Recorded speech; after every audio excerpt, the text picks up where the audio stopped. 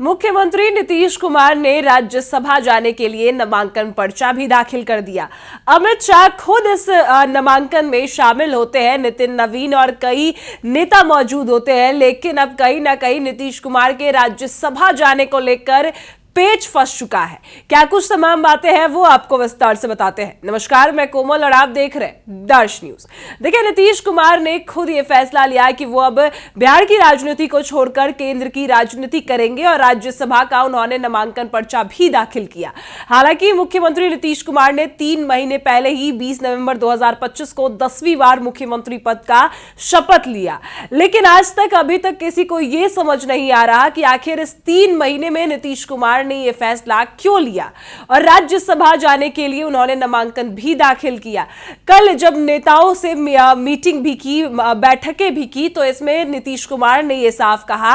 कि वो हालांकि जरूर राज्यसभा जा रहे हैं, लेकिन वो बिहार की राजनीति को नहीं छोड़ेंगे। वो बिहार में जो सीएम का उत्तराधिकारी है वो भी देकर जाएंगे और बिहार के विकास के लिए लगातार काम करेंगे। लेकिन इस बीच आपको बता दें कि अब मुख्यमंत्री नीतीश कुमार के राज्यसभा जाने को लेकर पेच फंस चुका है और वो तब फंसा है जब नीतीश कुमार नामांकन भी दाखिल कर चुके हैं। अमित शाह खुद आते हैं, उनका नामांकन दाखिल करवाते हैं और इसके बाद राज्यसभा की 5 सीटों पर जो उम्मीदवार हैं उन सभी ने नामांकन दाखिल कर दिया और आरजेडी की तरफ से भी एडी सिंह ने नामांकन दाखिल किया है, जिसमें एनडीए की आपको बता दें कि बीजेपी की तरफ से नितिन नवीन है और शिवेश राम है, जेडीयू की तरफ से खुद सीएम नीतीश कुमार है और एक रामनाथ ठाकुर है।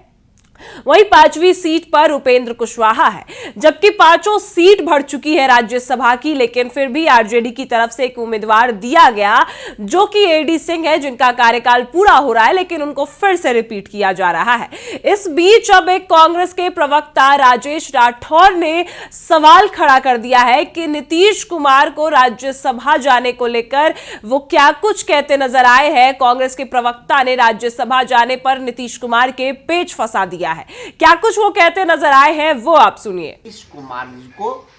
गिजानत करके बिहार से दिल्ली भेज रही है। मैं इसलिए इस बात को कह रहा हूं कि नीतीश कुमार जी 2005 से मुख्यमंत्री बने हैं और अब तक अपने शर्तों पे राजनीति किए हैं और उनके कार्यकाल में लगभग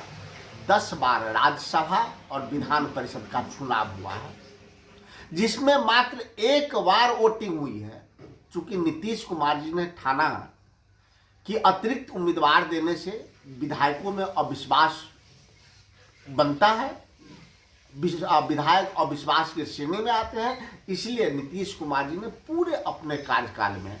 कभी अतिरिक्त उम्मीदवार नहीं दिया और जितने विधान परिषद और राज्यसभा के प्रत्याशी रहे सबके सब निर्विरोध चुन के गए। यहां तक कि नीतीश कुमार जी के पास 10 से 12 वोट एक्स्ट्रा रहा है, तब भी उन्होंने अतिरिक्त उम्मीदवार नहीं दिया। और आज भारतीय जनता पार्टी अगर क्रूर शासक की तरह उन्हें दिल्ली ही भेज रही है तो सम्मानपूर्वक क्यों नहीं भारतीय जनता पार्टी अपने अतिरिक्त उम्मीदवार का नामांकन वापस ले और नीतीश कुमार जी को निर्विरोध दिल्ली भेजे। अन्यथा बिहार की जनता ये मानेगी कि नीतीश कुमार का तख्तापलट तो कर ही रहा है और उनको गिजानत करके दिल्ली भेज रहा है। आखिर भारतीय जनता पार्टी कब की बदला नीतीश कुमार से सधाना चाहती है।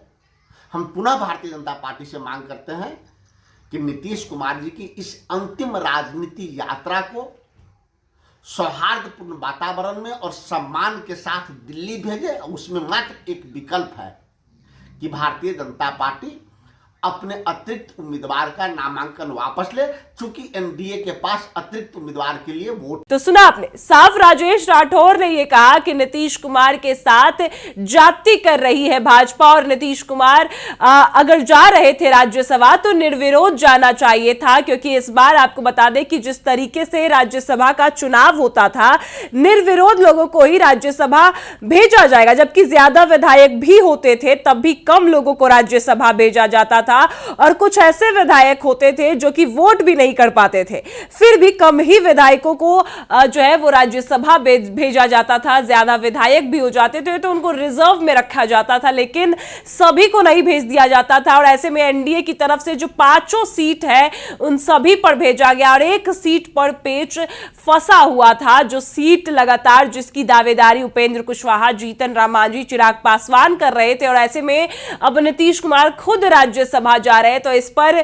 अब कांग्रेस दावा ठोक रही है कि नीतीश कुमार के साथ भाजपा जाति कर रही है, बेइज्जती कर रही है, नीतीश कुमार को निर्विरोध भेजना चाहिए था। और ऐसे में जहां एक और अब 5 राज्यसभा की सीट है लेकिन 6 नामांकन दाखिल किया गया है, तो ऐसे में साफ साफ कांग्रेस की तरफ से कहा गया है कि जितने विधायकों की संख्या है उससे अधिक उम्मीदवार कभी नहीं गए हैं। तो ऐसे में जब इस बार खुद नीतीश कुमार राज्यसभा जाना चाहते हैं, सांसद बनना चाहते हैं, तो एनडीए को या तो नीतीश कुमार को सर्वसम्मान करके राज्यसभा भेजना चाहिए और जो एक सीट है उसका नाम भी वापस लेना चाहिए, क्योंकि जिस तरीके से नीतीश कुमार के साथ जाति की जा रही है, उन्होंने बिहार की राजनीति की है, उन्होंने लोगों के लिए काम किया है और वही नीतीश कुमार के साथ भाजपा आज दुर्व्यवहार कर रही है। और तो कहीं ना कहीं अब नीतीश कुमार के राज्यसभा जाने को लेकर पेच फंस चुका है, क्योंकि आज जहां नीतीश कुमार राजभवन गए हैं, जहां पर आरिफ मोहम्मद खान से वो मुलाकात करेंगे, तो कहीं ना कहीं अटकलें लगाई जा रही है कि आज ही नीतीश कुमार